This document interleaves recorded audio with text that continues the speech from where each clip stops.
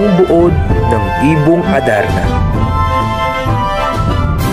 Noong matagal ng panahon ang nakakalipas, ay may mapayapang kahariang tinatawag na Berbanya. Pinamumunuan ito ng isang hari na si Haring Fernando at ang kanyang asawa na si Reyna Valeriana. Nagkaroon sila ng 3 anak na lalaki. Ang panganay na si Don Pedro na may ugaling pagkatuso at pagkaganid sa kapangyarihan. Ang pangalawa naman ay si Don Diego na walang sariling pagpapasya at parang maamong tupang sumusunod sa utos ng panganay niyang kapatid. At ang bunso ay si Don Juan na may likas na kabaitan. Karoon ng malalang sakit ang hari dahil sa isang masamang panaginip. Nakita niya sa kanyang panaginip na pinaslang ng 2 buhong ang bunso niyang anak na si Don Juan at pagkatapos ay inahulog ito sa balon. Kinaumagahan ay tinawag lahat ng mga doktor sa Berbanya, ngunit walang makatukoy sa karamdaman ng hari. Hanggang, ayon sa isang medikong paham, tanging ang awit lamang ng Ibong Adarna ang makapagpapagaling sa karamdaman ng hari.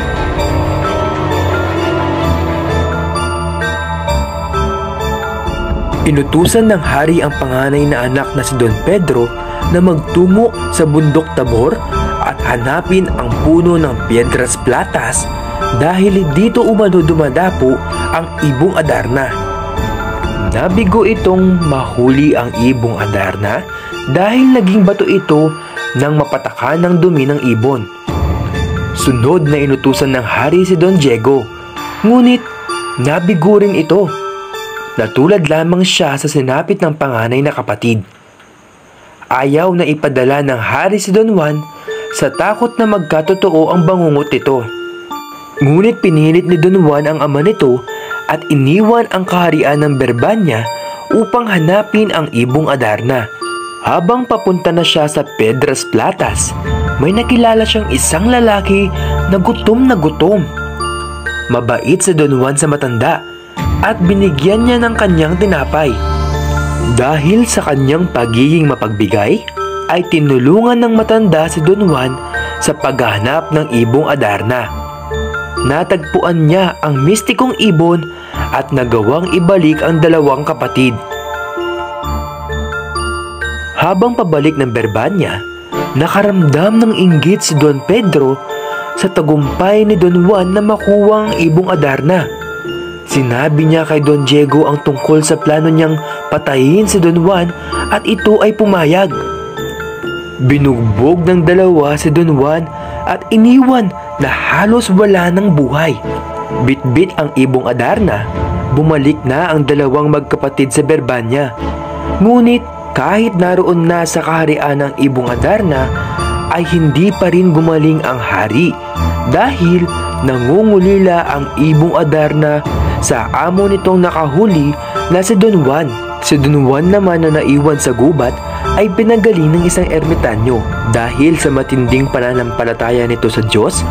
Nailigtas siya sa kamatayan at nakabalik sa Berbanya. Pagkakita ng Ibong Adarna kay Don Juan ay nagsimula itong umawit at habang inaawitan nito si Haring Fernando ay isinalaysay niya kung paano siya nahuli ni Don Juan, maging ang pagtataksil ni Don Pedro at Don Diego sa bunso nitong anak.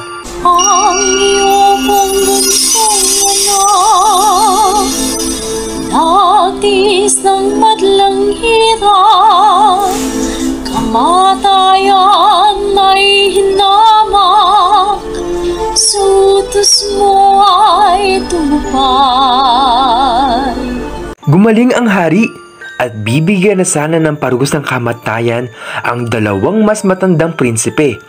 Ngunit nakumbinsi ni Don Juan ang ama na patawarin na lamang ang mga kapatid nito kung kaya't hindi natuloy ang pagpaparusa sa 2. Lumipas ang mga araw at ang 3 prinsipe ay inutusan ng hari na magbantay sa Ibong Adarna.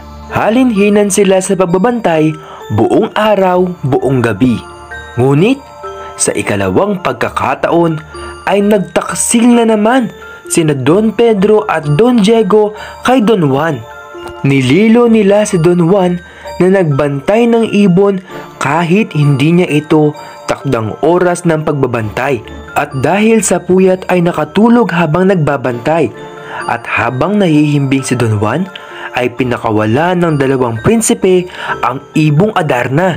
Nang mapagtanto ni Don Juan ang katakasilan ng magkapatid, dali-dali siyang umalis ng Berbanya. Sa halip na magsabi sa hari para mapagtakpan ang kabuktutan na ginawa ng kanyang dalawang kapatid, nagpaalam naman si Don Diego at Don Pedro sa hari para hanapin si Don Juan at ang ibong Adarna, dahil akala ng hari na ninakaw ni Don Juan ang ibong Adarna at saka umalis ng kaharian. Nagkita-kita ang tatlong magkakapatid sa bundok Armenia at napagdesisyonan nilang huwag na lamang bumalik ng Berbanya, kalimutan na lamang ang lahat at manirahan na lamang sa masayang lugar na iyon. Habang namamalagi sa Armenia, may nakita silang isang mahiwagang balon kung saan nila nakilala ang magkapatid na Doña Leonora at Doña Juana. Pinatay ni Don Juan ang higanteng nagbabantay kay Doña Juana at ang serpiente na may 7 ulo na nagbabantay naman kay Doña Leonora para mailigtas ang dalawang prinsesa mula sa pagkakabihag. Pag-akyat din na Don Juan at ng dalawang prinsesa mula sa ilalim ng balon ay nabihag si Don Pedro sa karektan ni Doña Leonora. Ngunit alam mo niyang ang puso ni Leonora ay na kay Don Juan na. Paalis na sana sila papuntang Berbanya nang maalala ni Doña Leonora ang naiwang singsing na pawang pamana sa kanya ng kanyang ina. Kaya naman ay nagboluntaryo si Don Juan para bumalik muli sa balon at kunin ito. Samantala ay nakaisip na naman ng pagtataksil si Don Pedro sa ikatlong pagkakataon. Nais niyang mapa sa kanya si Doña Leonora. Habang pababa ng muli si Don Juan, pinutol ni Don Pedro ang taling pinagkakapitan ni Don Juan kaya't nahulog siya sa balon. Iniwang muli ng dalawang prinsipe ang kanilang bunsong kapatid kasama ang dalawang prinsesa at nagtungo sa Berbanya. Sa tulong ng lobo ni Doña Leonora, nakaligtas si Don Juan sa balon. Noon din ay muli niyang nakita ang ibong Adarna na nagpayo sa kanya na limutin na si Doña Leonora sapagkat may makikilala siyang bagong mamahalin sa kaharian na tinatawag na Reino de los Cristales. Nakilala niya sa lugar si Doña Maria Blanca na anak ng hari doon na si Haring Salermo.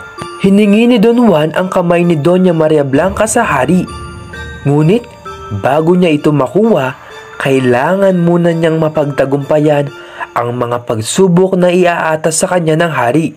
7 pagsubok ang pinagdaanan ni Don Juan at ito ay pawang napagtagumpayan niya sa pamamagitan na rin ng mahika ni Doña Maria Blanca. Subalit, nalaman ni Doña Maria Blanca na hindi pala siya ang ipapakasal ng hari kay Don Juan. Kaya naman, nagtanan ang dalawang magkasintahan, subalit isinumpa ni Haring Salermo na malilimutan ni Don Juan si Doña Maria Blanca kapag may babaeng tumingin sa mga mata ni Don Juan. At nangyari nga ang sumpa, kaya't si Don Juan ay itinakdang ipakasal kay Doña Leonora. Nagalit si Doña Maria Blanca at sa pamamagitan ng mahika ay naalala muli ni Don Juan kung sino ang tunay niyang iniibig. Hiniling niya na silang dalawa ni Doña Maria Blanca ay maipakasal. Matinding tinutulan ito ni Doña Leonora at isinangguni ito sa arsobispo ng Berbanya. Iminungkahi ng arsobispo na dapat magpakasal si Don Juan kay Doña Leonora. Ito ay ikinagalit na Doña Maria Blanca kaya't nagbigay siya ng baha sa Berbanya, kaya naman nagpasya na si Don Juan na gusto nang magpakasal kay Doña Maria Blanca. At si Doña Leonora naman ay makakasal kay Don Pedro. Natuloy na ang kasalan at hinirang ni Haring Fernando na bagong hari at reyna ng kahariang Berbanya, sina Don Juan at Doña Maria Blanca. Ngunit sila'y tumutol sapagkat sila ang maghahari sa Reino de los Cristales. Kaya naman, sina Don Pedro at Doña Leonora ang namuno sa Berbanya. Bumalik na sina Don Juan at Doña Maria Blanca sa kaharian ng Reino de los Cristales. Sila ay namuno roon at namuhay ng mapayapa ang lahat.